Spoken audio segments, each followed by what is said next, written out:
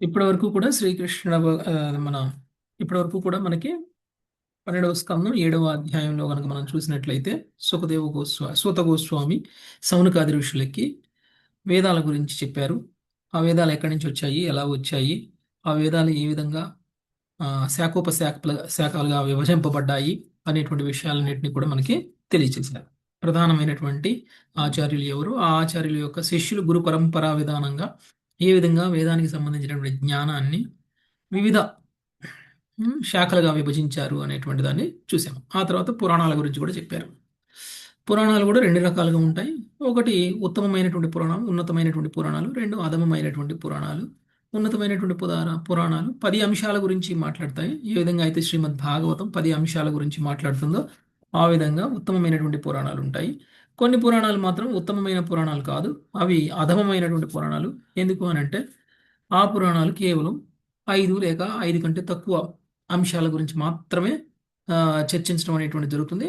అలాంటి పురాణాల వలన మనకి ముక్తి అనేటువంటిది రాకపోవచ్చు. అలాంటి పురాణాలు మనల్ని తప్పుదోవ పట్టిస్తున్నాయి. అలాంటి పురాణాలు మనల్ని ఈ భౌతిక జగత్తులో నిరంతరం జన్మలు తీసుకునేటువంటి విధంగా చేస్తాయి. కాబట్టి భగవంతుడి గురించి వర్ణించేటువంటిది నిజమైనటువంటి పురాణం. ఏ పురాణాన్ని మనము చదవడం వలన, శ్రవణం చేయడం వలన మనకి భగవంతుడి పట్ల ప్రేమ, భక్తి అనేటువంటివి ఏర్పడతాయో ఆ పురాణం అసలైనటువంటి ఉద్దేశాన్ని నెరవేరుస్తుంది తప్ప ఇతర ఏ పురాణాలైనా సరే భగవంతుడి పట్ల ప్రేమను కనుక కలిగించకపోతే అలాంటి పురాణాలు మనల్ని ఈ భౌతిక విశ్వంలో బంధిస్తున్నాయి. మనము అలాంటి వాటికి బయాస్ అయిపోవడం వల్లనే మనం అందరం కూడా సృష్టి స్థితి లయలకి లోనవుతున్నాము. ఓకే, భగవంతుడికి సృష్టి చేయాల్సిన అవసరం లేదు, లయం చేయాల్సిన అవసరం కూడా లేదు. ఒకవేళ మన కర్మలన్నీ బాగుంటాయి, మన కర్మలన్నీ ఉత్తమంగా ఉంటాయి, మన కోరికలన్నీ కూడా శుద్ధి అయితే. కాబట్టి ఇవన్నీ కూడా మనం చేసుకున్నటువంటి మన కర్మల, మన ఆలోచనల, మన కోరికల ప్రభావంగానే మనం సృష్టిస్తున్నాము. మన వల్లనే సృష్టింపబడుతుంది ఈ భౌతిక సృష్టి మొత్తం కూడా అనేటువంటి విషయాన్ని మనకి తెలియజేశారు. ఇక ఈరోజు మనము 8వ అధ్యాయాన్ని చూడబోతున్నాము. ఈ 8వ అధ్యాయంలో మార్కండేయుడు నరనారాయణ్ణి స్తుతించటము.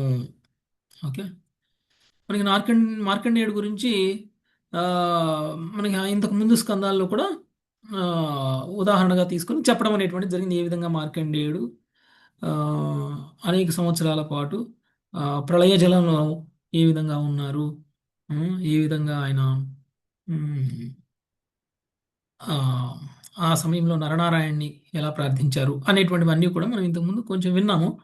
అయితే డీటెయిల్గా ఈరోజు మనం ఈ అధ్యాయంలో చూద్దాం. మొదటి శ్లోకం ప్రమిల మాతాజీ. శ్రీ శౌనకౌవాచ శ్రీశౌనకువాచ సూతజీవచిరం సాధో వదనో వదతాం వరా సూతజీవ చిరం సాధో వదనో వదతాం వరా తమస్య పారే భ్రమతాం నృణాం త్వం పారదర్శనః. తమస్య పారే భ్రమతాం నృణాం త్వం పారదర్శనః. శ్రీ శౌనకుడు పలికెను, సూతుడా, చిరంజీవి కమ్ము, సాధు పురుషుడా, వక్తలలో శ్రేష్ఠుడా, ఇంకనూ మాకు ఉపదేశింపుము. నిజముగా నీవే అజ్ఞానాంధకారమున పరిభ్రమించు జనులకు మార్గమును చూపగలిగిన వాడవై ఉన్నావు. భాష్యము. సూత గోస్వామి శ్రీమద్ భాగవత వివరణమును ముగింపనున్నట్లు గాంచిన ఋషులు తొలుత మార్కండేయుని కథను తెలుపుమని అతన్ని అర్థించినట్లు శ్రీల జీవ గోస్వామి తెలియజేసిరి. హరే కృష్ణ ప్రభుజీ, దండోత్ ప్రణాం. శ్రవణం చేసేటువంటి విశుద్ధ భక్తులు శ్రవణం అయిపోయింది ఇంక వెళ్ళండి అని అంటే వెళ్ళబుద్ధి కాదు. అవునా కదా? క్లాస్ అయిపోయింది మాతాజీ 9 గంటలకి అని అంటే ఎంతమంది ఓకే అని చెప్పేసి వెంటనే కట్టేస్తారు. సుఖముల మాతాజీ రెడీగా ఉంటారు ప్రభు, అసలు క్లోజ్ చేయరు. జూమ్ క్లోజ్ చేస్తారా వెంటనే ఇంకేదో ఇంకేదో ఇంకేదో ఇంకేదో మాట్లాడిస్తారు. 9:30 వరకు మాట్లాడిస్తారు, 9:45 వరకు కూడా మాట్లాడిస్తారు కదా. సో అంత ఎడిక్ట్ అయిపోతాం అన్నమాట. ఇంతకాలంగా భాగవతం చదువుకున్నాము, రేపటితోటి 12వ స్కందం అయిపోతుందండి. ఇంకా టాటా బాయ్ బాయ్ అంటే ఎలా ఉంటుంది మీ అందరికి? బాధగా ఉంటుంది. మళ్ళీ చెప్పండి మొదటి నుంచి అంట. మళ్ళీ మొదటి నుంచి చెప్పండి అంటాం. అది ఓకే. మరి సూత గోస్వామి దగ్గర నేర్చుకుంటున్నటువంటి శిష్యులు ఎవరైతే ఉన్నారో సౌనకాది ఋషులు మళ్ళీ చెప్పండి నేర్చుకుంటాము అనాల్సిన స్థితిలో వాళ్ళు లేరు. ఎందుకంటే వాళ్ళకి 10 సార్లు చెప్పవసరం, ఒకసారి చెప్తే చాలు. ఓకే, రిజిస్టర్ అయిపోద్ది. ఇంకేదైనా చెప్పండి. ఓకే, సో భాగవతం ఆల్రెడీ అయిపోయింది చెప్పటం. ఐదో అధ్యాయం 4వ అధ్యాయంలోనే అయిపోయింది. అప్పుడే అడిగారు, అయ్యా ఈ వేదాలు, ఈ భాగవతానికే మూలమైనటువంటి వేదం ఉంది కదా, ఆ వేదం ఎక్కడి నుంచి వచ్చింది, ఎలా వచ్చింది, దాన్ని ఏ విధంగా విభజింపబడింది, అది ఏ విధంగా మా దాకా చేరింది అని అక్కడ అడిగారు. అది అడిగితే అక్కడ 2 చాప్టర్లు అయిపోయింది. వేదాలు, పురాణాలు, సంహితలు అన్నీ కూడా ఏ విధంగా పరంపరా విధానంలో అవన్నీ కూడా విస్తరించబడ్డాయి అనేటువంటి విషయాన్ని మనకి తెలియజేశారు. ఇంకేముంది, అడిగిన ప్రశ్నకి సమాధానం అయిపోయింది కదా, ఇంకా సెలవు తీసుకోవాలి కదా. ఇంకా తృప్తి లేదు, కడుపు నిండదు ప్రభు. ఆ? అందుకని ఇప్పుడు ఏమంటున్నారు, ఉమ్, అయ్యా మరి నువ్వు ఎక్కడ ప్రళయాల పోతావో ఉండు గురించి ఉండు, ఇంకా అడిగారు. నిన్ను ఓ ప్రశ్న అడగాలి. ఓకే, మాకు అజ్ఞానాంధకారాన్ని పరిభ్రమించు జనులకు మార్గంను చూపగలిగిన వాడివై ఉన్నావు, ఇంకా మాకు ఏదైనా ఉపదేశం చెయ్యి అని అంటున్నారు. ఇంకేదన్నా, ఇప్పటివరకైతే ఇది చెయ్యి అది చెయ్యి అని అనలేదు. నెక్స్ట్ అధ్యాయంలో నెక్స్ట్ శ్లోకంలో మార్కండేయుడి గురించి చెప్పు అంటారు. ఓకే, మార్కండేయుడు భక్తుడే కదా, విశుద్ధ భక్తుడు కదా. మార్కండేయుడు అవును. ఫస్ట్ లో స్టార్టింగ్ లో Yes, ప్రభు. శివుణ్ణి పూజించిన శివభక్తుడు కదా. ఎస్ ప్రభు. అవును, ఆ, ఆయుష్ మరి ఆయన పెంచుకుంటాడు. వైష్ణవుడా శివభక్తుడా శివుణ్ణి మార్కండేయుడు? ఆరాధించి ఫస్ట్ శివుణ్ణి ఆరాధన చేస్తారు, ఉమ్. తర్వాత నెక్స్ట్ ఆయన వైష్ణవ భక్తుడు అవుతారు, విష్ణు ఆ, భక్తుడు అవుతారు. నరనారాయణ్ణి ప్రార్థించాడు. నా వెనకాల కనిపిస్తుందా నరనారాయణుడు? అవును ప్రభుజీ, ఉమ్. బాగా కనిపిస్తుంది. మార్కండేయుడు. కింద ఓకే, మార్కండి. మార్కండేయుడు నా వెనకాల దాక్కున్నాడు. ఓకే, పైన చూడండి, వటపత్ర సాయి. ఓకే. వటపత్ర సాయి. ఉమ్. ఓకే, సో ఇక్కడ ఇలా బాణాలు వేసేది ఎవరు ప్రభుజీ? ఇక్కడ అది మీకు కథలో వస్తుంది, ముందే చెప్తే ఎట్లా, కథ ఓకే. సస్పెన్స్ పోతుంది. ఓకే, సో ఈ విధంగా మార్కండేయుడి గురించి చెప్పండి.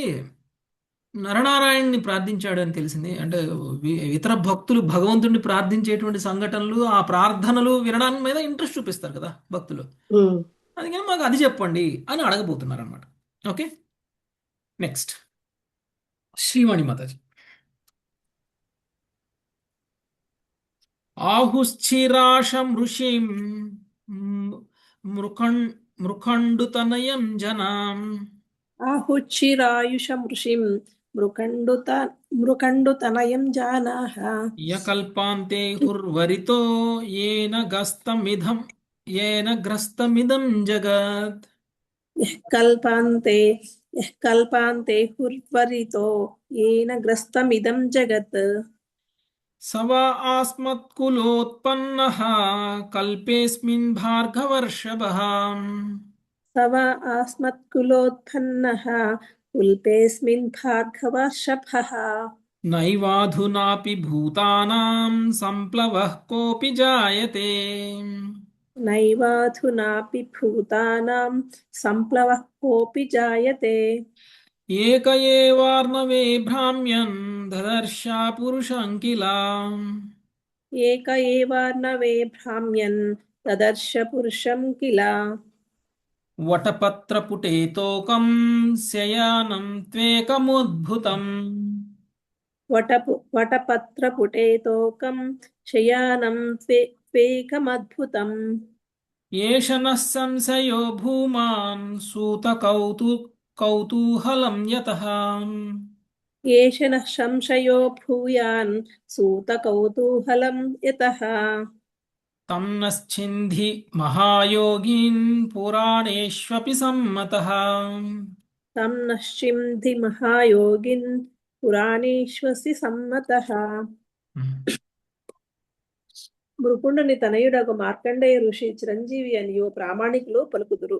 బ్రహ్మదేవుని పగలు పూర్తయినంతటా విశ్వము ప్రళయ జలములలో మునిగిపోయినప్పుడు అతడొక్కడే మిగిలి ఉండెను. కానీ భృగవంశీయుడగు ఈ మార్కండేయ ఋషి బ్రహ్మదేవుని ప్రస్తుత కల్పమునందే నా వంశమున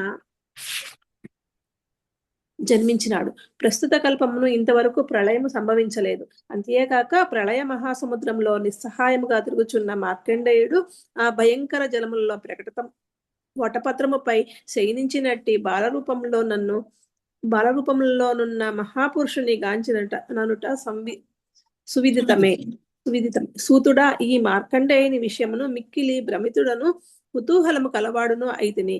మహాయోగి, నీవు సమస్త పురాణముల నెరిగిన వాడవని విశ్వవ్యాప్తంగా అంగీకరించబడిన విషయము కనుక దయతో నా సంశయమును నివారింపుము. భాష్యము. 12 గంటల సమయమును కలిగి ఉండేది బ్రహ్మదేవుని పగటి సమయము 43,200 లక్షల సంవత్సరములు కొనసాగిను. అతని రాత్రి సమయమును కూడా అంతే పరిమాణమును కలిగి ఉండును. మార్కండేయుడు అట్టి పగలు రాత్రి సమయమంతటను జీవించిన వాడే బ్రహ్మదేవుని మరుసటి రోజు కూడా అదే మార్కండేయునిగా కొనసాగినట్లు గోచరించున్నది.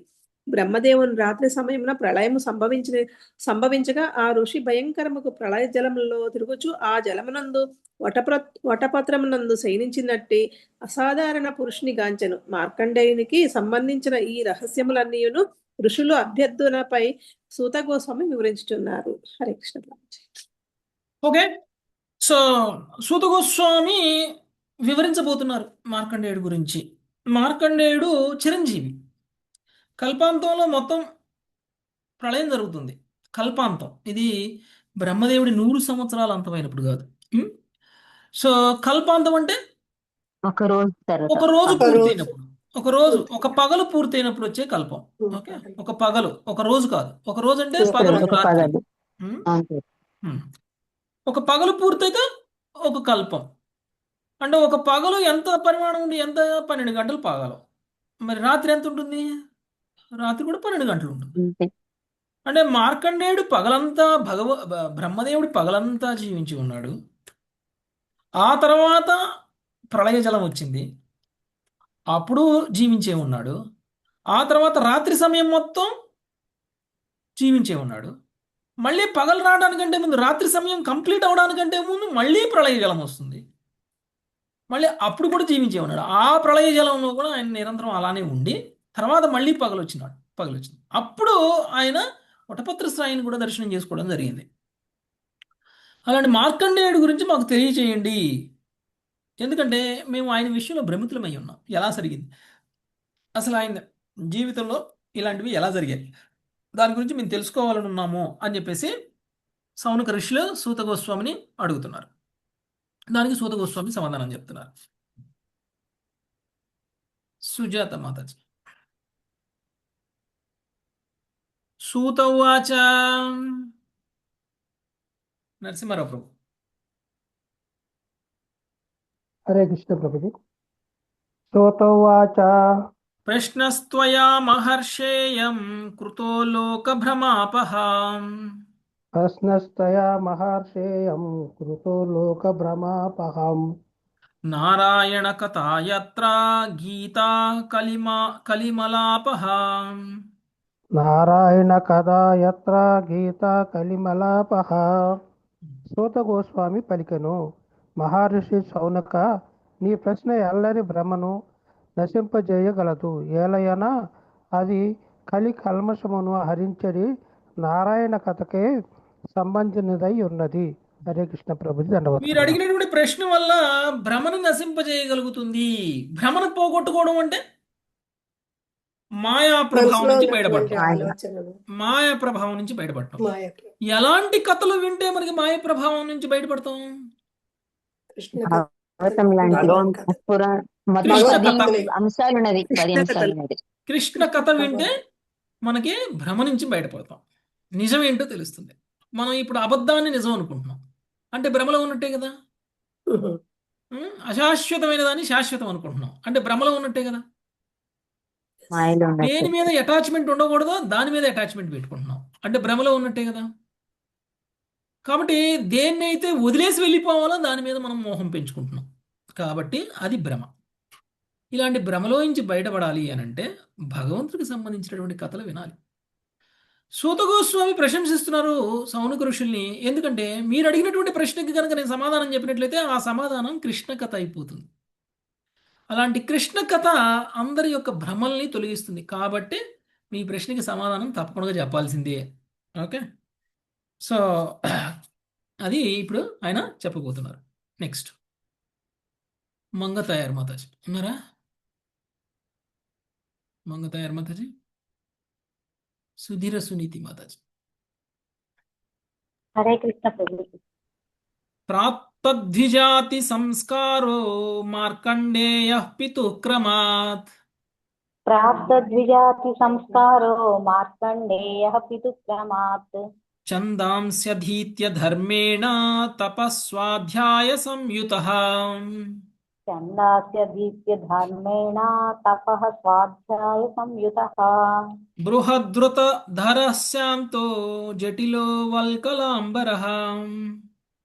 బృహద్వృతధరః శాంతో జటిలో వల్కలాంబరః.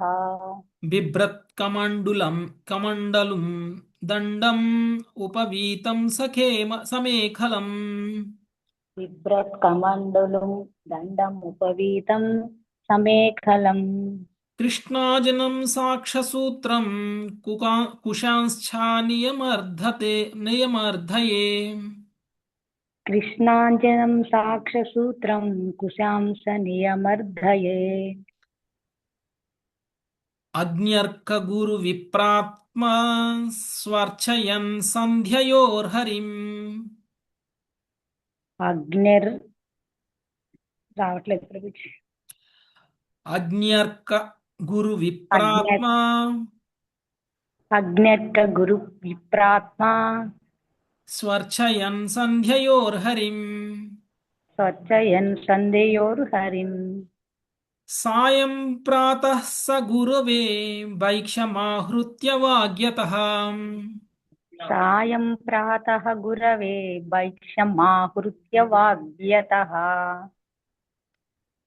బుభుజే ఘూర్వనుజ్ఞాతః సకృన్నో చేదు పోషితః. భూజే గుర్వానుజ్ఞాతః సకృన్నో చేదు పోషితః. ఏవం తపస్వాధ్యాయపరో వర్షాణం అయుతాయుతం. ఏవం తపః స్వాధ్యాయం పరో వర్షాణాయ యుతాయుతః. ఆరాధయన్ హృషీకేశం జిజ్ఞే మృత్యుం సుదుర్జయం. ఆధారయన్ హృషీకేశం జిగ్వ్యే మృత్యుం సుదర్జయన్. హరే కృష్ణ.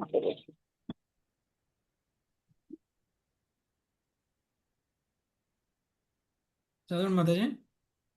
ఓకే. తండ్రిచే నిర్వహింపబడిన ఉపనయముల వరకు సకల సంస్కారములచే పవిత్రుడైన పిమ్మట మార్కండేయుడు వేదమంత్రములను అధ్యాయమును గావించి ధర్మనిరతుడయ్యను.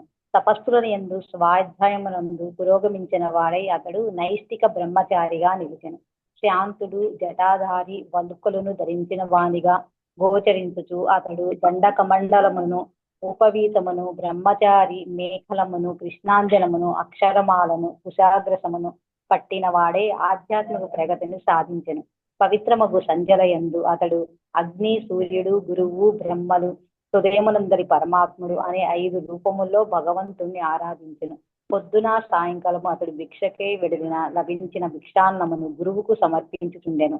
కేవలము గురువు అనుమతించినప్పుడే అతడు రోజుకు ఒక మారు మౌనముగా భోజనము చేసి ఉండెను. దేనితో అతడు ఉపవేశించుచుండెను. ఈ విధముగా తపో వేదాధ్యాయమున నిరతుండై మార్కండేయ ఋషి కోట్లాది కొలది సంవత్సరములు ఋషికేశును సమర్పించెను. ఆ రీతిగా అతడు అజేయముగు మృత్యువును జయించెను. హరే కృష్ణ ప్రభుజీ. 42. ఓకే. సో మార్కండేయుడు గురించి వర్ణించారు. సో వెనకాల ఉన్న మార్కండేయుడు అక్కడ ఎలా వర్ణించాడు అలానే ఉన్నారా? మార్కండేయుడు నైష్టిక బ్రహ్మచారి. మార్కండేయుడు నైష్టిక బ్రహ్మచారి. తన గురువు దగ్గర అధ్యయనం చేసినటువంటి వ్యక్తి, ధర్మనిరతుడైనటువంటి వ్యక్తి, తపస్సు చేసినటువంటి వ్యక్తి. ఓకే. స్వాధ్యాయనందు పురోగమించిన వాడైనటువంటి వ్యక్తి. స్వాధ్యాయనందు పురోగమించిన వాడు అంటే ఆధ్యాత్మికంగా పురోగమించినటువంటి వ్యక్తి. ఓకే. సో ఎలా ఉంటాడంటే ఆయన శాంతుడు, జటాధారి అంటే జుట్టు బాగా ఉంటుంది ఎక్కువగా, వల్కలను ధరించిన వానిగా గోచరించుచు అతడు దండకమండలములను ఉపవీతములను బ్రహ్మచారి మేకలములను కృష్ణాజనమును అక్షమాలను కుశగ్రాసమును పట్టిన వాడై ఆధ్యాత్మిక ప్రగతిని సాధించను. ఓకే. అగ్ని, సూర్యుడు, గురువు, బ్రాహ్మణులు, హృదయమునందలి పరమాత్ముడు అనే 5 రూపములో భగవంతుణ్ణి ఆరాధించను. ఆయన మామూలుగా భగవంతుడు ప్రతి చోట కూడా ప్రకృతిలో కూడా భగవంతుని చూడగలగాలి మనం కదా, ఎక్కడైనా భగవంతుని చూడగలం. సూర్యుల్లో కూడా భగవంతుని చూశాడు ఆయన, అగ్నిలో కూడా భగవంతుని చూశాడు, గురువులో కూడా భగవంతుని చూశాడు, బ్రాహ్మణుల్లో కూడా బ్రాహ్మణులు చూశారు, చివరికి హృదయంలో ఉన్నటువంటి పరమాత్మను కూడా ఆయన భగవంతుడిగా చూసి ఆ 5 రూపాల్లో భగవంతుని ఆరాధించడం అనేటువంటిది జరిగింది. ఇంకొక ముఖ్యమైనటువంటి విషయం ఏమిటి అని అంటే, ఒక శిష్యుడు భిక్షాటన చేయాలి. అది కూడా బ్రహ్మచారి అయినటువంటి శిష్యుడు తప్పకుండా భిక్షాటన చేయాలి. అది గృహస్థ వ్యక్తి అయితే మ్, భిక్షాటన చేయాల్సినటువంటి అవసరం లేదు.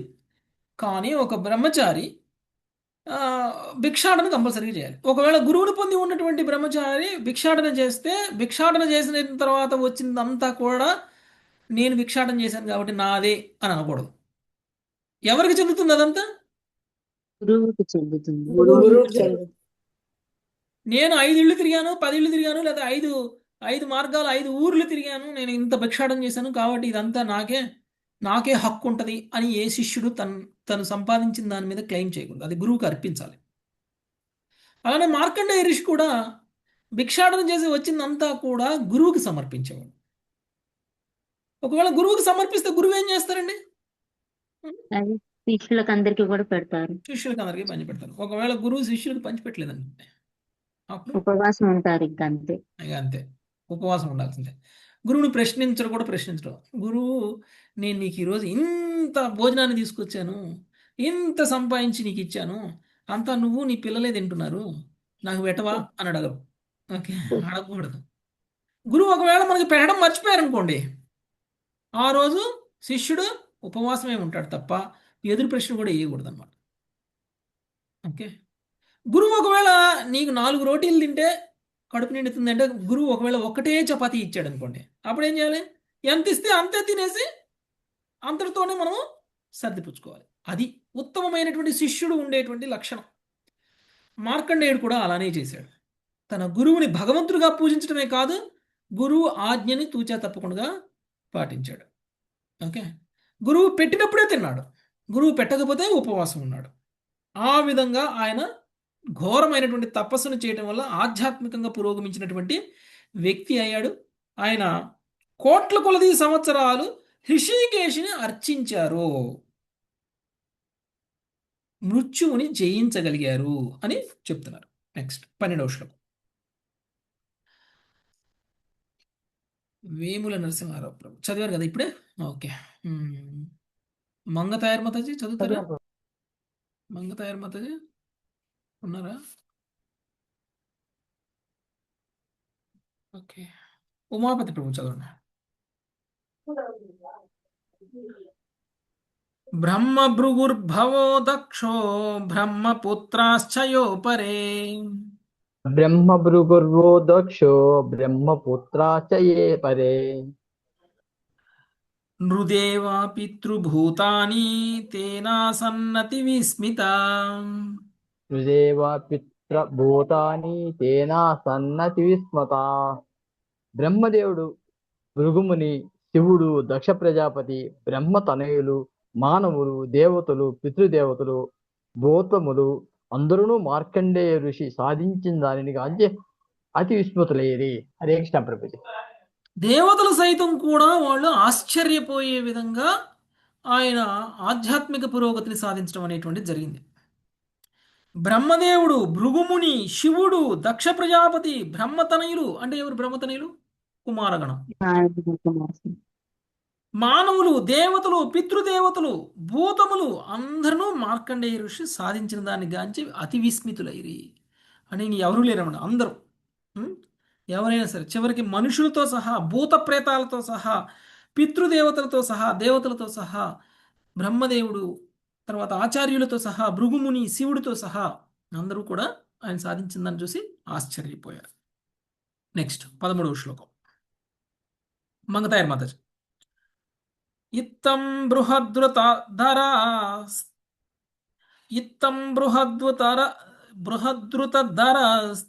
తపస్వాధ్యాయ సంయమై.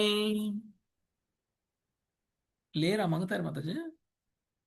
ఉన్నారు ప్రభుజీ, కనిపించారు. ఓకే, అమృత మాత చదవండి.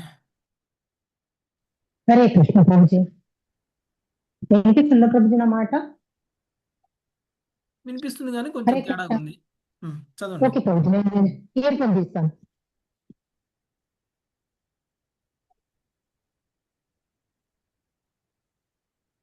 చదువుతారా? హరే కృష్ణ ప్రభుజీ, వినిపిస్తుందా నా మాట? ఉమ్. ఓకే.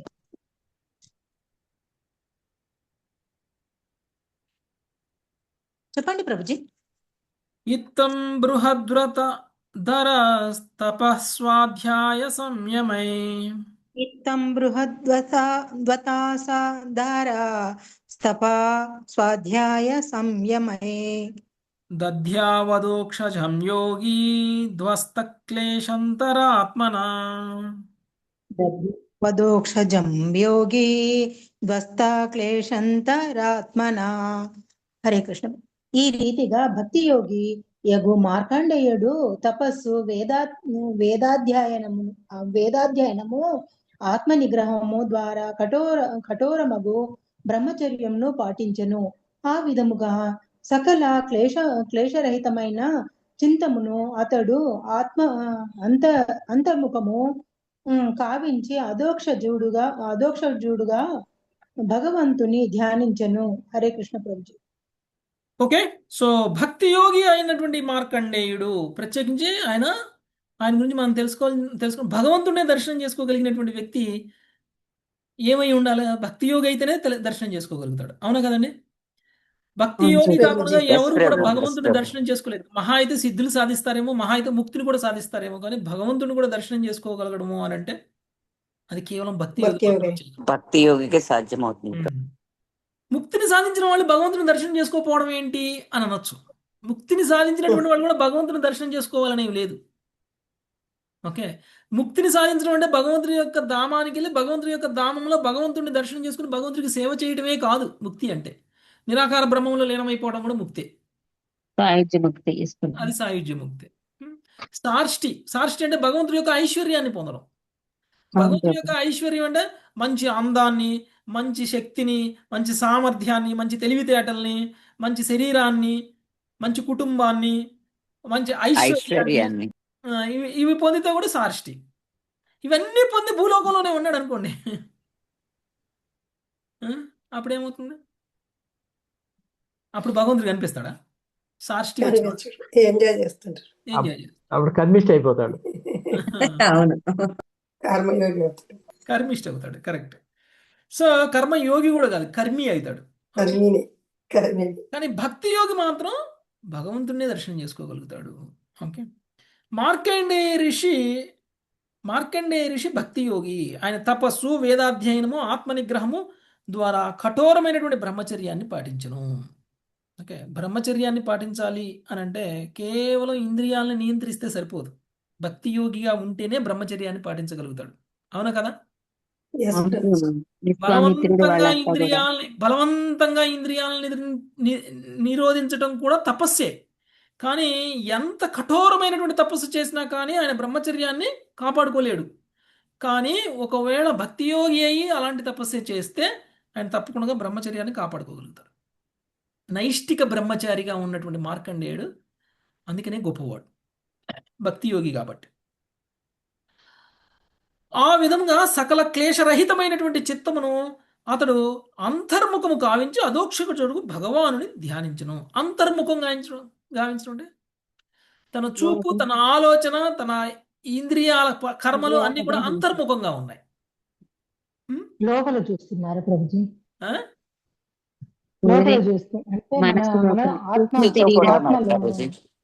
అంతర్ముఖం, బాహ్యముఖం 2 వేలు. అంతర్ముఖంగా చూడటం అంటే సూక్ష్మ శరీరం లోపల ఉన్న సొప్పు శరీరం. ఇంద్రియాలతో బయట పనులు కాదు చేసేది, ఇంద్రియాలతో లోపల పనులు చేస్తున్నారు. ఓకే, సో ఆ విధంగా ఆయన భగవంతుడిని ధ్యానించారు. అంటే కళ్ళుతోటి బయట చూట్ల, కళ్ళు మూసుకొని లోపల భగవంతుడిని ధ్యానిస్తున్నాడు. ఓకే, చెవులతోటి బయట వింటలా. ఓకే, చెవులతోటి భగవంతుడి నుంచి వస్తున్నటువంటి ఓంకార శబ్దాన్నో లేకపోతే భగవంతుడికి కోసం తను చేస్తున్నటువంటి నామ జపం ఏదైతే ఉందో దాన్ని ఆయన వింటున్నారు. ఓకే. సో ఆ విధంగా అంటే తన ఇంద్రియాలన్నింటినీ కూడా బయట పనులతో మానేసి లోపల పనులు చేస్తున్నారు. ఆ విధంగా అంతర్ముఖంగా ఆయన చేసి ఆయన భగవంతుడిని ధ్యానిస్తూ ఉన్నారు. 14వ శ్లోకం రోజా మాతాజీ. తస్త్యైవం యుంజతశ్చిత్తం మహాయోగేన యోగినః. తస్యైవం యుజంతి చిత్తం మహాయోగేన యోగినః. యుజన్ కాదు, యుంజ. తస్త్యైవం యుంజతశ్చిత్తం మహాయోగేన యోగినః. తస్యైవం యుంజత చిత్తం మహాయోగేన యోగినః. వ్యతీయాయ మహాన్ కాలో మన్వంతరాషడాత్మకః. యతీయాయ మహన్ కాలో మన్వంతరషడాత్మకః.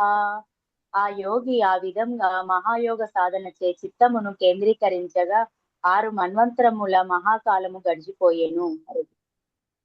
6 మన్వంతరాలు అంటే ఎంతకాలం? బ్రహ్మదేవుడికి ఒక రోజులో ఎన్ని మన్వంతరాలు ఉంటాయి? 14 ఉంటారు బ్రహ్మదేవుడు ఒక రోజులో. 14 మన్వంతరాలు బ్రహ్మదేవుడి ఒక పగటి సమయంలో ఉంటే పగలు. అంటే సగం బ్రహ్మదేవుడి డే. అంటే లంచ్ టైం వరకు. మధ్యాహ్నం 12 గంటకి కొంచెం ముందు బ్రహ్మదేవుడి దృష్టిలో. ఓకే. పొద్దు నుంచి మధ్యాహ్నం దాకా బ్రహ్మదేవుడికి. ఓకే. సో ఆ విధంగా ఆయన 6 మన్వంతరాల కాలం పాటు ఆయన యోగ సాధనలో చిత్తాన్ని మహాయోగ సాధనచే చిత్తమును కేంద్రీకరించడం అనేటువంటిది జరిగింది. తపస్సు చేశారు అన్నమాట. అంత ఘోరమైనటువంటి తపస్సు చేశారు. నెక్స్ట్ 15వ శ్లోకం హరే రామారావు కృష్ణ ప్రభు. ప్రభుజీ.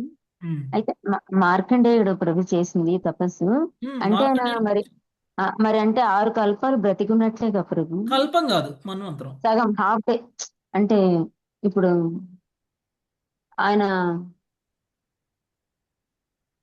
కల్పం చెప్పాల, మన్వంతరం చెప్పారు. ఒక కల్పంలోనే 6 మన్వంతరాలు. హరే కృష్ణ. ఓకే ప్రభు. ఓకే ప్రభు. నెక్స్ట్ 15వ శ్లోకం రామారావు ప్రభుజీ. హరే కృష్ణ ప్రభుజీ. ఏతత్పురందరో జ్ఞాత్వా సప్తమేస్మిన్ కిలాంతరే. ఏతత్ పురందరో జ్ఞాత్వా సప్తమేస్మిన్ కిలాంతరే. తపో విశంకితో బ్రహ్మన్ నారేభే తద్విఘాతనం. తపో విశంకితో బ్రహ్మ నారేభే తద్విఘాతనం. బ్రాహ్మణ ప్రస్తుత 7వ మన్వంతరమున మార్కండేయుని తపస్సును గురించి ఎరిగిన ఇంద్రుడు ఆ యోగి తపోశక్తి వృద్ధి అగుట పట్ల భీతుడయ్యను. అందువలన అతడు మార్కండేయుని తపస్సుకు విఘ్నమును కలిగించుటకు యత్నించాను.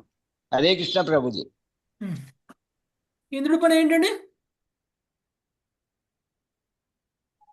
పోతుందేమో అని వాళ్ళ తపస్సు మంగం చేయటం. ఆయన సింహాసనాన్ని కాపాడుకోవడానికి ఇంద్రుడు ఆయన పని ఆయన చేసేస్తున్నాడు ఇప్పుడు. ఓకే. మనం ఇంతకుముందు ఇంద్రుడి గురించి చెప్పుకున్నాం. అబ్బో ఇంద్రుడు ఏంటి ఇలాంటి వాడు, అలాంటి వాడు, అలా ఎందుకు చేస్తున్నాడు, ఇలా ఎందుకు చేస్తున్నాడు, అలాంటి వ్యక్తికి ఇంద్ర పదవి ఎందుకు ఇచ్చారు అని కూడా కదా. ఇప్పుడు మార్కండేయుడి యొక్క తపోశక్తిని పరీక్షించాలి కదా. ఇంకా ఎన్ని మన్వంతరాలైనా ఇలానే చేస్తాడా? ఒకవేళ చేస్తే ఆయనకి ఇంకా భౌతిక లోకంలో భూమి మీద ఉండాల్సిన అవసరం లేదు కదా. సో ఇలాంటి వ్యక్తులు ఇప్పుడు ఇంతకు ముందు కూడా ఘోరమైనటువంటి తపస్సు చేసినటువంటి వ్యక్తులు కూడా ఇంద్రుడు పెట్టిన పరీక్షలో ఫెయిల్ అయ్యారు. అవునా కదా? అదంతా ఇంద్రుడు పెట్టే పరీక్ష. అంతేగాని మనం ఇంద్రుడు ఈర్ష్యతోటి ద్వేషంతో పెడుతున్నాడేమో అని అనుకుంటాం. మనకి బయటికి బాహ్య కారణాలు అలా కనిపిస్తాయి మనకి. ఇంద్రుడు తన యొక్క శక్తిని కంటే మించిన శక్తివంతుడు మార్కండేయుడు అవుతాడని, లేకపోతే ఈయన తపోబలంతో స్వర్గలోకాన్ని ఆక్రమించేస్తాడని భయంతో ఈయన వచ్చి ఇక్కడ ఈయన తపస్సుని చెడగొడుతున్నాడేమో అని మనకు అనిపిస్తుంది. అది బాహ్య కారణం. అది మనకు అలానే చూపిస్తారు, మనకు అలానే తెలుస్తుంది. ఓకే. సో ఇక్కడ చెప్తుంది కూడా అదే, తపోశక్తి వృద్ధి చెందడం పట్ల భీతుడయ్యాడు ఇంద్రుడు. ఇది బాహ్య కారణం. ఓకే. సో అమ్మో ఇంకా ఇంకా ఇంకా తపస్సు చేస్తే ఈయనకు వచ్చే శక్తులతోటి నన్నేం చేస్తాడో అని భయం. ఆ భయంతో ఈయన తపస్సుని విఘ్నం కలిగించడం కోసం ప్రయత్నం చేయడం మొదలుపెట్టాడు ఇంద్రుడు. ఓకే, 16వ శ్లోకం మల్లేశ్వరి మాతాజీ. గంధర్వాప్సర సహకామం మలయానిలో గంధర్వాప్సరసకామం వసంతమలయానిలౌ మునయే ప్రేషయామాస రజస్తోకమధౌ తదా. మునయే ప్రేషయామాస రజశోకమధో తదా. తదాశ్రమ పదం పుణ్యం. ఋషి తపస్సును పాడు చేయుటకు ఇంద్రుడు మన్మధుని, గంధర్వులను, అప్సరసలను, వసంతమును, మలయానిలమును మూర్తీభవించిన లోభ మదములతో పాటు పంపెను. థ్యాంక్ యూ ప్రభు. మూర్తీభవించిన లోభ మదం మూర్తీభవించిన లోభ మదం అంటే అవన్నీ వాళ్ళల్లో పెట్టాడు. మూర్తీభవించిన కాలము అంటే ఏంటి? ఖచ్చితంగా అని అది అప్పటికప్పుడు వాటన్నింటిని క్యారెక్టర్స్ క్రియేట్ చేశాడు ఆయన. క్యారెక్టర్ క్రియేట్ చేశారు. ఆ క్యారెక్టర్ లోభ అనే క్యారెక్టరు, మదము అనేటువంటి క్యారెక్టర్ ని సృష్టించారు, ఆయన మీదకి వదిలేరు. ఓకే, ఇప్పుడు కాలం మూర్తీభవించడం అంటే సృష్టించడం, కాలాన్ని కాలము ఒక వ్యక్తి రూపాన్ని ధరించడం. కాలము ఒక వ్యక్తి రూపాన్ని అంటే ఇప్పుడు మృత్యువు వ్యక్తి రూపాన్ని ధరించి చూపిస్తారు చూసారా, అలా యముడు వస్తాడు కదా అట్లా. అంటే అలా మృత్యుదేవత అని అంటాం కదా. మృత్యుదేవత అంటే ఒక మనిషిలాగా ఏమి ఉండదు. ఓకే, మూర్తీభవించిన మృత్యుదేవత. ఓకే, సో ఇక్కడ ఏం చేశారు? తపస్సుని భగ్నం చేయడం కోసం గంధర్వులని, మన్మధుని, ఇక్కడ చూసారా మన్మధుడు కనిపిస్తున్నాడా రామచిలక మీద కూర్చొని బాణం వేస్తున్నాడు. మీకు సమాధానం దొరికిందా? ఇప్పుడు ఇప్పుడు అక్కడ గంధర్వులు కూడా కనపడుతున్నారా? అప్సరసలు కూడా కనపడుతున్నారా? కనిపిస్తున్నారు ప్రభుజీ. తర్వాత మళ్ళీ వసంతం కూడా కనపడుతుందా? అది సృష్టించినట్టే కదా ప్రభుజీ. వసంత కాలం కాదుగా, అది ఆ చిలక మీద ఉండేసరికి అప్పుడు గుర్తొచ్చింది ప్రభుజీ. ఇందాక మీరు అనగానే తర్వాత వస్తుందంటే మన్మధుడు బాణం గడత పట్టుకుని, బాణం ఎవరు వేస్తున్నారు మాతాజీ అంటే, బాణం ఎవరు వేస్తున్నారు అనే విషయం మనకు తెలియనప్పుడు బాణం పట్టుకున్న ప్రతి ఒక్కడు మన్మధుడే.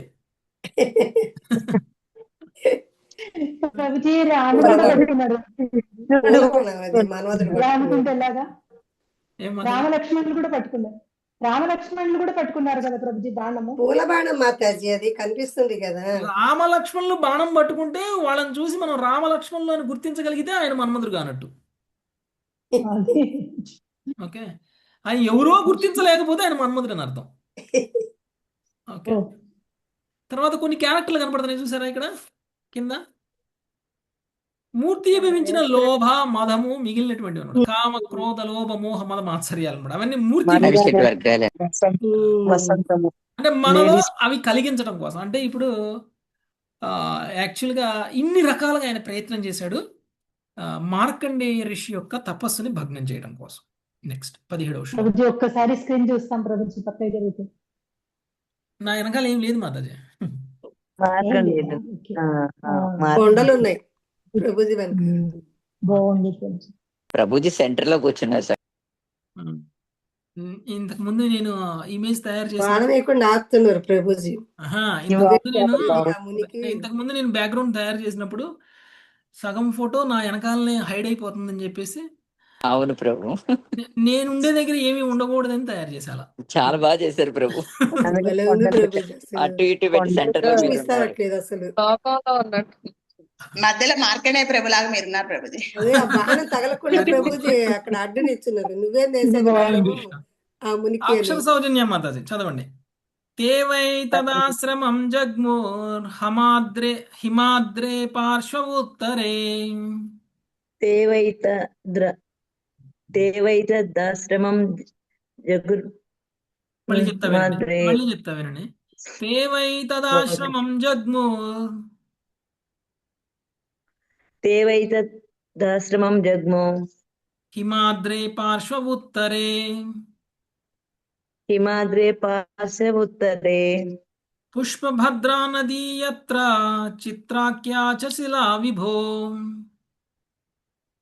పుష్పభద్రా నదీ యత్ర చిత్రాఖ్య చలశిల విభో.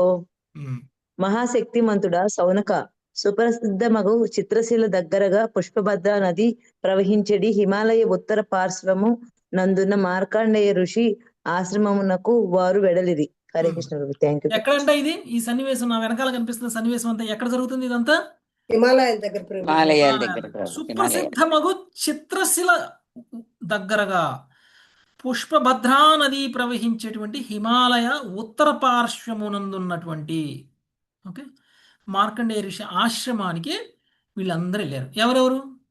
గంధర్వులు, మన్మధుడు, అప్సరసులు, అప్సరసలు, వసంతము, మలయనిలయము, తర్వాత మూర్తిభవించినటువంటి లోభ మోహ మదాలు ఇవన్నీ కూడా అక్కడికి వెళ్ళారు. నెక్స్ట్ 18-20 సుకోమలి మాతాజీ. తదాశ్రమ పదం పుణ్యం పుణ్యద్రుమలతాంచితం తదాశ్రమ పదం పుణ్యం పుణ్యద్రుమలతాంచితం పుణ్యద్విజకులాకీర్ణం పుణ్యామల జలాశయం కులాతీర్ణం పుణ్యామల జలాశయం మత్త భ్రమర సంగీతం మత్త కోకిల కూజితం భ్రమర సంగీతం మత్త కోకిల కూజితం మత్త బర్హిన టాటోపం మత్త ద్విజకులాకులం మత్త బర్హిన టాటోపం మత్త ద్విజకులాకులం వాయు ప్రవిష్ట ఆదాయ హిమ నిర్ఘర సీకరాన్ వాయు ప్రవిష్టాదాయ హిమ నిర్ఘర శీకరాన్ సుమనోభిః పరిష్వక్తో వపావుత్తంభయన్ స్మరన్ సుమనోభిః పరిష్వక్తో వవావుత్తభయం స్మరన్. మార్కండేయుని పుణ్యాశ్రమము పుణ్యతరు కుంజములతో అలంకృతమై ఉండెను. పుణ్య జలాశయములతో నిండిన ఆ ప్రదేశమున పలువురు బ్రాహ్మణులను వసించుచుండిరి. మత్త భ్రమరముల ఝుంకారములతోనూ మత్త కోకిల పూజితములతోనూ ఆ ఆశ్రమము ప్రతిధ్వనించుచుండగా ప్రఫుల్లిత నెమళ్ళు అచ్చటి నాట్యం ఆడుచుండెను. నిజముగా ఆశ్రమం మత్త విహంగ సంకులమైండెను. ఇంద్రునిచే పంపబడిన వసంత పవనం చెంతనున్న జలపాతముల సుశీతల నీటి బిందువులను మోయిచు అచ్చట ప్రవేశించెను. వనకుసుమ ఆలింగముచే సుగంధమయమైన ఆ వాయువు ఆశ్రమను ప్రవేశించి కామవేగమును ఉద్దీపితము కావింప చొచ్చెను. ఎప్పుడైనా మనలో కామము అనేటువంటిది పెరగాలి అని అంటే చుట్టుపక్కల వాతావరణం కూడా దానికి అనుకూలంగా ఉండాలి. అవునా కదా? కొన్నిసార్లు మనకి ఇష్టం లేనిది కూడా ఇష్టమయ్యేలాగా ఉంటుంది. ఎందుకు? పరిస్థితి, వాతావరణ వాతావరణం. ఓకే, అక్కడ ఎలాంటి వాతావరణాన్ని సృష్టించారు అంటే ఆ వాతావరణంలో ఉన్నటువంటి వ్యక్తి ఇంద్రియ నిగ్రహం చేసుకోలేనటువంటి పరిస్థితి. ఎంత ఇంద్రియ నిగ్రహం చేసుకుని అంటే ప్రకృతి తరపు నుంచి కూడా మనకి కోఆపరేషన్ లేదనమాట మనం చేయాలి అనుకున్న తపస్సుని చేయించడానికి. ఇప్పుడు బాగా ఏకాదశి ఉపవాసం నిర్జల చేసే వాళ్ళకి సడన్ గా బిర్యానీ వాసన వచ్చింది అనుకో, ఏమైంది?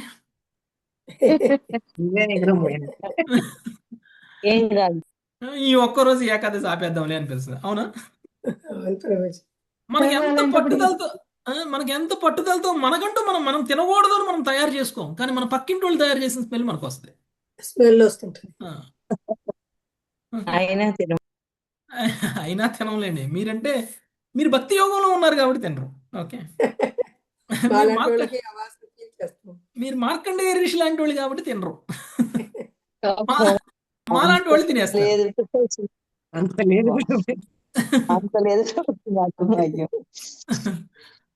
ఓకే, సో యాక్చువల్గా మార్కండేయ ఋషి యొక్క ఆశ్రమము పుణ్యాశ్రమము.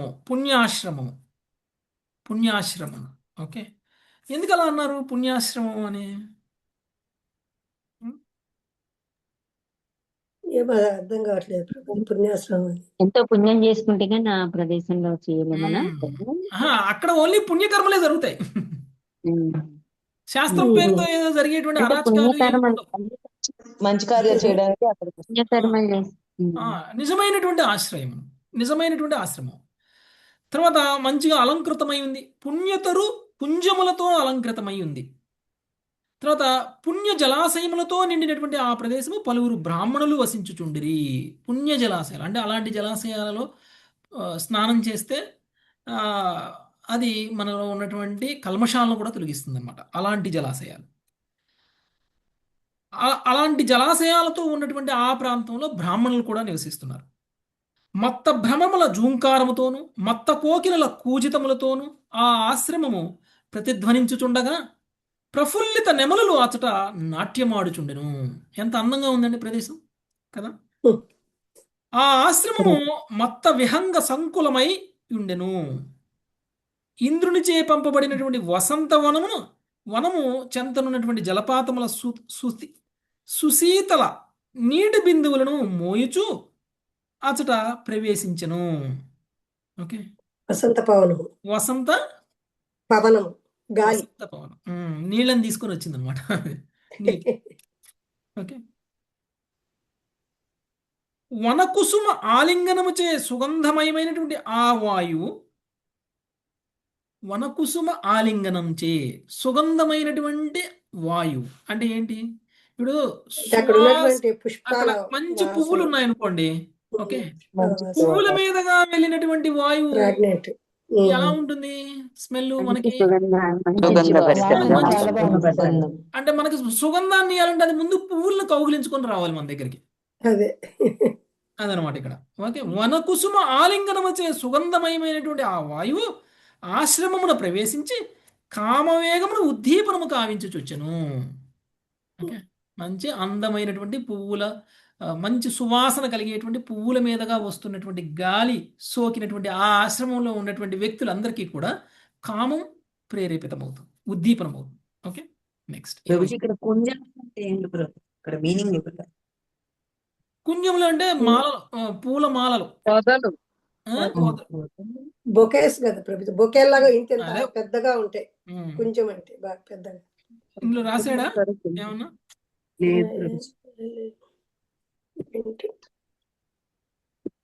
ఓకే, ఏమో మాతాజీ అలంకరించే ఏదైనా అనుకోండి. ఓకే, అలంకరించడానికి ఉపయోగించేవి. Okay, decoration item. ఓకే, అంత తెలుగులోకి మనం వెళ్ళడం అవసరం లేదు, ఏదైనా decoration item. Okay, next Sesharatnam Mataji చదవలేదు కదా మాతాజీ మీరు? చదవలేదండి. ఉద్యచ్చంద్ర నిశావక్త్రః ప్రవాళస్తభకాలిభిః. ఉద్యచ్చంద్ర నిశావక్త్రః ప్రవాళస్తభకాలిభిః. గోపద్రుమలతాజాలై తత్రాసీత్ కుసుమాకరః. గోపద్రుమలతాజాలై తత్రాసీత్ కుసుమాకరః. అప్పుడు వసంతము మార్కండేయుని ఆశ్రమమున ప్రకటమయ్యను. నిజముగా సంధ్యాకాశము చంద్రోదయముచే వెలుగుచూ వసంతమునకు వదనముగా అయ్యను. తరులంతా సమూహములుగా పుష్పాలంకరములతో నిండిన వయ్యను. హరే కృష్ణ ప్రభు. అక్కడ ఉన్నటువంటి తీగలు, అక్కడ ఉన్నటువంటి చెట్లు అన్నిటికీ కూడా పూలు పూస్తున్నాయి అన్నమాట. కనిపిస్తున్నాయా మీకు వెనకాల? తీగలకి పూలు, చెట్లకి పూలు కనిపిస్తున్నాయా? ఓకే, సో ప్రతి చెట్టు ప్రతి తీగ పువ్వును పూస్తూ ఉంది. అంటే వసంతకాలం అన్నమాట. వసంతకాలంలో అలానే ఉంటాయా? చిగుళ్ళు అట్లా ఉంటాయంటారు వసంతకాలం. తర్వాత సంధ్యాకాశము చంద్రోదయముచే వెలుగుచు వసంతమునకు వదనముగానయ్యను.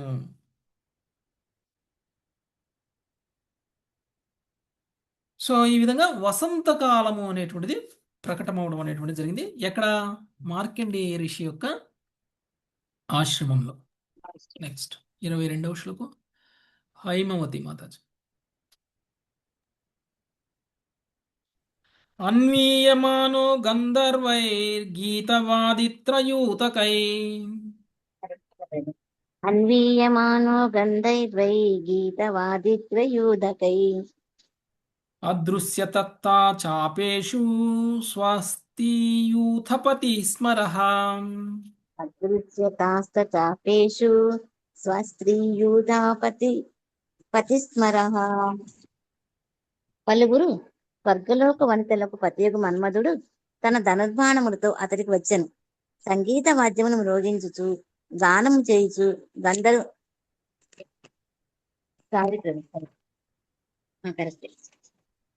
ధనుర్బాణములతో అతడికి వచ్చెను.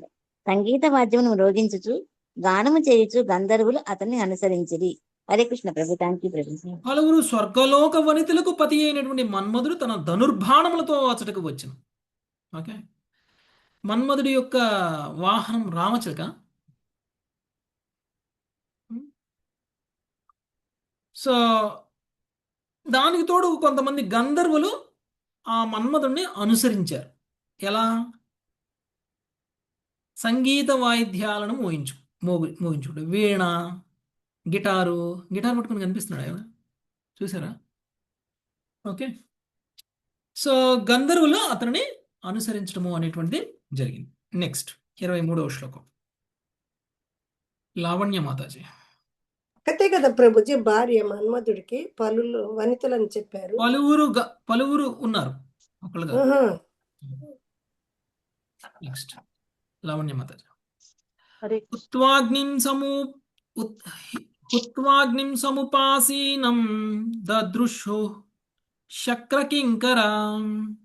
ఉత్వాగ్నిం సముపాసీనం దదృశుః శక్రకింకరః. మిలితాక్షం దురాదర్శం మూర్తిమంతమివానలం. మిలితాక్షం దురాదర్శం మూర్తిమంతమివానలం. యజ్ఞాగ్ని యందు ఆహుతులను సమర్పించిన వాడై ధ్యానం నందు నెలకొనిన ఋషిని ఆ ఇంద్రాణియాయులు గాంచిరి. సమాధి యందు కన్నులు మూసుకొని కూర్చునిన అతను మూర్తిభవించిన అగ్ని వలె అజేయునిగా కనపడెను. హరే కృష్ణ ప్రభుజీ. ధన్యవాదాలు. సో ఎవరైనా అగ్నిని ముట్టుకోగలరా? ముట్టుకోలేం ప్రభుజీ. మూర్తిభవించిన అగ్ని, ఒక అగ్నికి ఒక మనిషి రూపం ఇస్తే ఎవరంట? మార్కండేయ ఋషి అంట. మార్కండేయ ఋషి. ఎవరైతే ఎంత గొప్పవాడైనా అగ్నిని ముట్టుకోలేడు కాబట్టి వీళ్ళందరూ కూడా అక్కడికి వచ్చారు. ఎవరు? ఇంద్రుడు పంపించినటువంటి వాళ్ళందరూ. ఎవరు? ఇప్పటి వరకు మనం చెప్పుకున్నటువంటి గంధర్వులు, లేకపోతే మన్మధుడు, లేకపోతే ఇక్కడ అప్సరసులు అందరూ కూడా అక్కడికి వచ్చారు. అక్కడ మార్కండేయ ఋషిని చూశారు. ఎలా ఉన్నారు మార్కండేయ ఋషి? అలా చూసినప్పుడు మూర్తిభవించిన అగ్ని ఏ విధంగా ఉంటుందో అలా ఘోరమైనటువంటి తపస్సులో సమాధి మగ్నమై ఉన్నారు. సో ఎవరైనా పోయి ముట్టుకున్న వాడికి నష్టం జరిగింది అనమాట. ఓకే, సో ఇప్పుడు వీళ్ళందరూ వచ్చి ఆయన చెడగొట్టాలని చూస్తున్నారు కదా, వీళ్ళకే నష్టం జరిగేంతగా ఆయన ఉన్నారనమాట. నెక్స్ట్ 24వ శ్లోకం. ప్రమీల మాత చదవండి. ననృతుస్తస్య పురత స్త్రియోధో గాయకా జగుః. శ్రీవాణి మాతాజీ.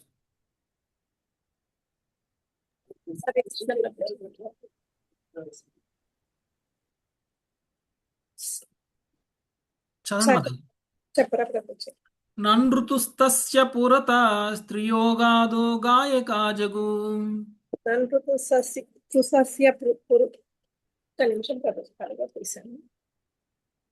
ననృతుస్తస్య పురత స్త్రియోగాదో గాయకా జగుః.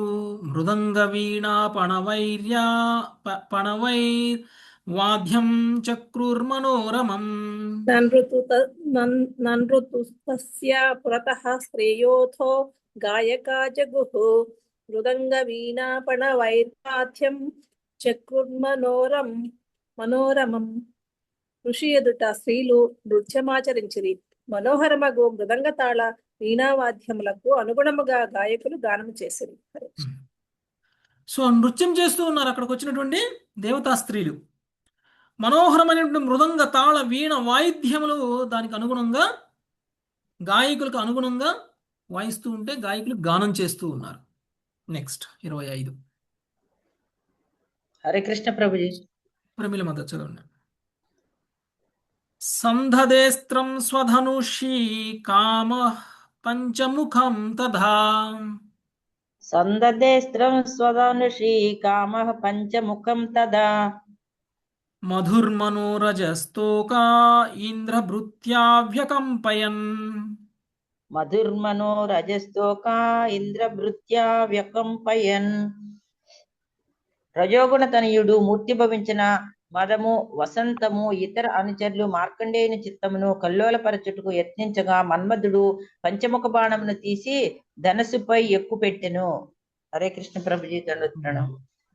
రజోగుణ తనయుడు ఎవరు? లోభము మధము అని ఇంతకుముందు చెప్పుకున్నాం కదా, వాళ్ళు. వసంతము ఇతర అనుచరులు మార్కండేయుని యొక్క చిత్తమును కల్లోలపరచుటకు యత్నించగా మన్మధుడు పంచముఖ బాణమును తీసి ధనస్సుపై ఎక్కుపెట్టెను. పంచముఖ బాణం అంటే పంచముఖ బాణం అంటే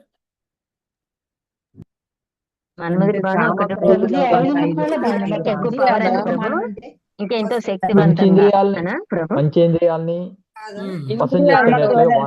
పంచేంద్రియాలని వశం చేసుకునేటువంటిది. ఓకే, అలాంటి బాణం అనమాట.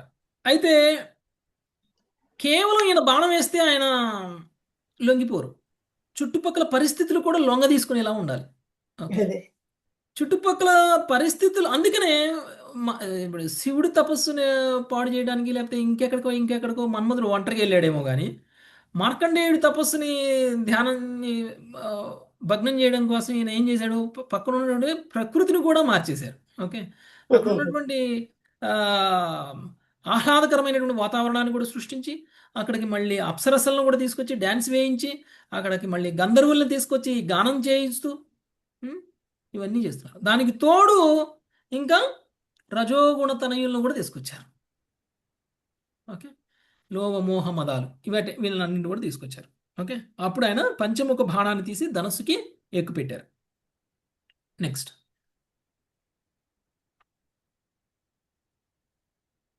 నిర్మోహ గంగమాత చదువుతాను నిర్మోహ గంగమాత చదవండి ఒకసారి. ఇప్పటిదాకా ఎక్కడికి వెళ్ళారు మాతాజీ? మీరు చెయ్యి రైజ్ చేయలేదు, హ్యాండ్ రైజ్ చేయలేదు. నిర్మోహ గంగమాత చదవండి. హరే కృష్ణ ప్రభు దండవత్ క్రీడంత్యా పుంజికస్తల్యా కంధుకై సంత గౌరవాత్. క్రీడన్యా పుంజకస్తల్యా కందుకైస్తన గౌరవాత్. భృంశం ఉద్విగ్నమాధ్యాయ కేశ విశ్రంసితస్రజాం. భృంశం ఉద్విగ్నమాధ్యాయ కేశ విశ్రంసితస్రజః. ఇతస్తతో భ్రమదృష్టే చలంత్యా అనుకందుకం. ఇతస్తతో భ్రమదృష్టే చలంతా అనుకందకం. వాయుర్జహార తద్వాస సూక్ష్మం త్రుటితమేకలం. వాయుర్జాహార తద్వాస సూక్ష్మం త్రుటితమేకలం. పుంజకస్తిలైన ఒక అప్సరస కందకములతో క్రీడించుచుండెను. అప్పుడు స్తనభారమిచే ఆమె నడుము వంగిపోవుచుండగా కురులలోని పుష్పమాలికలు జారిపోవుచుండెను. అటూనిటూ చూచుచూ ఆమె కందముల వెంట పరిగిడగా పలుచని వస్త్రమునకు అమర్చిన మేకలము వదులయ్యెను. ఇంతలో అకస్మాత్తుగా వాయువు ఆమె వస్త్రమును హరించెను. థ్యాంక్ యూ ప్రభుజీ, దండవత్ ప్రణామం. ప్రకృతి స్త్రీలు అక్కడ ఉన్న వాళ్ళందరూ ఏ విధంగా అయినా సరే మార్కండేయ ఋషిని ఆకర్షించాలనేటువంటి ప్రయత్నమే చేస్తున్నారు. ఓకే, దానికి అనుగుణంగానే అక్కడ జరుగుతున్నటువంటి సంఘటనలన్నీ కూడా. ఓకే, స్త్రీలు అందంగా ఓకే కనిపిస్తే ఆటోమేటిక్గా పురుషుడు తన తపస్సులో నుంచి బయటకు వచ్చేస్తారు.